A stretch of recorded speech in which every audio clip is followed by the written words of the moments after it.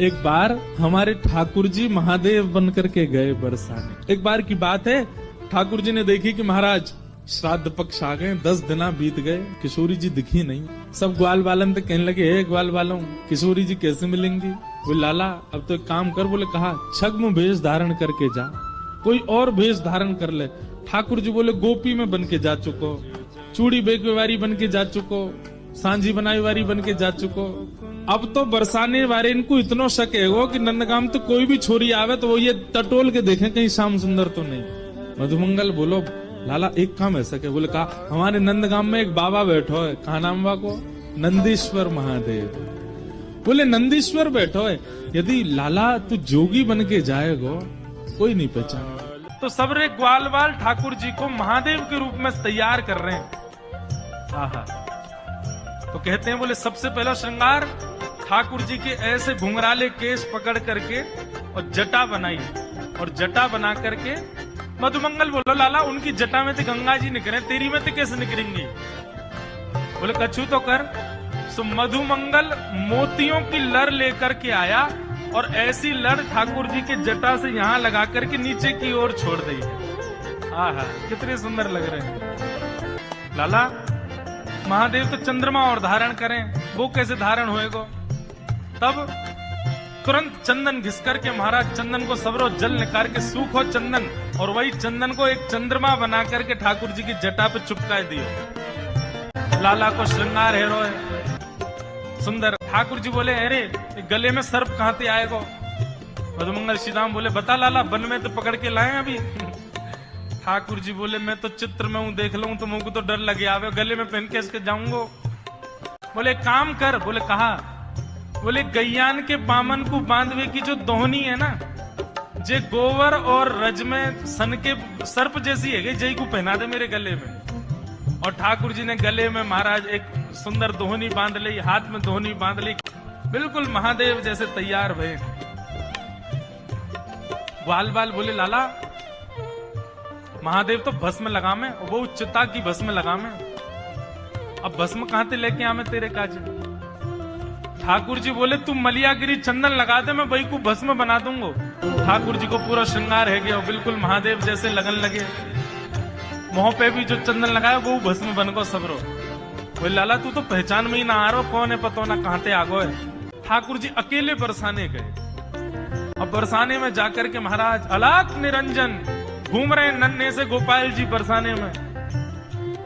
गोपी अपनी अपनी अटारीन से निकल के ओ देख कैसो नेक्सो से जोगी डोल लो है।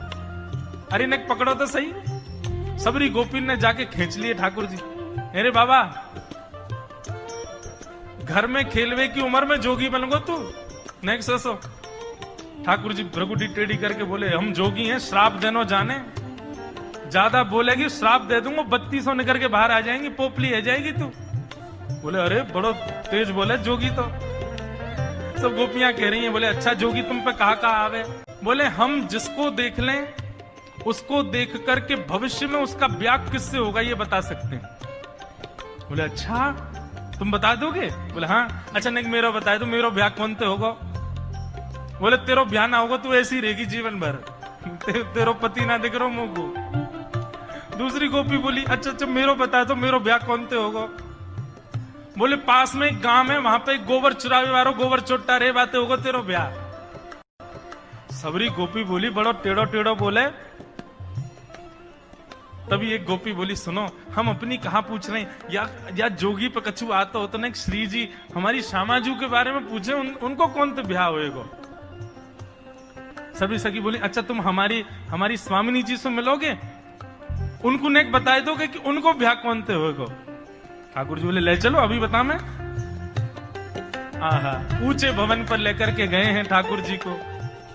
किशोरी जी से जाके प्रार्थना करी, एक बड़ो सिद्ध जोगी आयो है, तो नेक्सो सो ही छोटो सो है, गोल मटोल वाके हाथ हैं, गोल मटोल गाल हैं, लेकिन ऐसो बोले। श्री जी बोली अच्छा कहा बतावे? बोले ये बता दे कि हमारो भविष्य में कालांतर में पति कौन हुएगो? श्री जी बोली अच्छा सही बतावे? बोले अब बतावे तो कब, मेरो तो यो बता दियो मेरो ब्याह ही ना होएगो, या कोई यो बता दियो गोबर चोटा से ब्याह होगा आदि आदि। लेकिन श्यामाजू जो भी बतावे एक बार चलो। श्री जी के मन में तो भाव आ गया, कहीं गोपाल जी को नाम बोल दे एक बार। श्री जी तुरंत निकल के बाहर आई हैं। हाँ हाँ, श्री जी को जैसे ही देखा है, सखीन ने जाकर के बोली, बाबा जी हमारी स्वामिनी जी हैं, इनके बारे में बता, इनको ब्याह कौन ते होएगो। ठाकुर जी बोले, ओहो ये तो बड़े महलन किए, इनको नेक पास ते देखना पड़ेगा मुझको, नेक मुंह पास ले जाओ।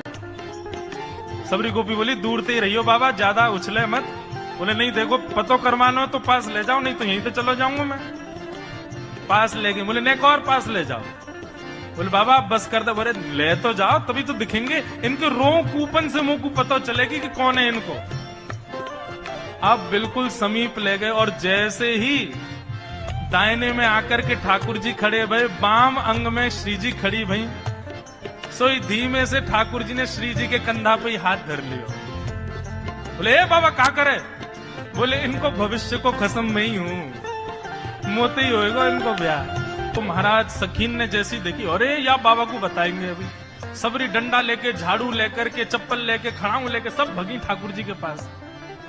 और जैसे ही जोगी के ऊपर आक्रमण करने लगी, सोई अपने तन की भस्म ऐसे हाथ में लेकर के, और ठाकुर जी ने एक फूंक मारी, सब ब्रज मोहिनी डारी, ऐसी फूंक मारी सबरी गोपी मूर्छित है कि गिर गई। और जैसे ही सब मूर्छित भई हैं महाराज, अब श्री जी और ठाकुर जी दो ही बच्चे हैं, बाकी सब तो मूर्छित पड़े हैं। ठाकुर जी खूब निहार निहार के देख रहे हैं किशोरी जी को, और किशोरी जी के सुंदर वा वेश को दर्शन करके ठाकुर जी बावले है गए। और ऐसे बावले भय महाराज किशोरी जी को देख करके मलुकदास जी वर्णन कर रहे हैं, अब तो रास्ता में चलते फिरते बस वही स्वरूप किशोरी जी को याद करें, वहीं बैठ के राधे राधे राधे राधे गाने लग जाएं।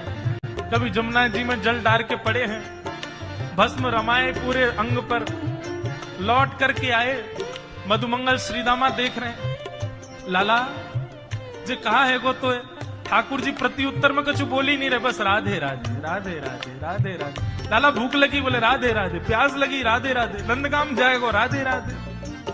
ऐसे ठाकुर जी के चित्त में चढ़ गई किशोरी जी।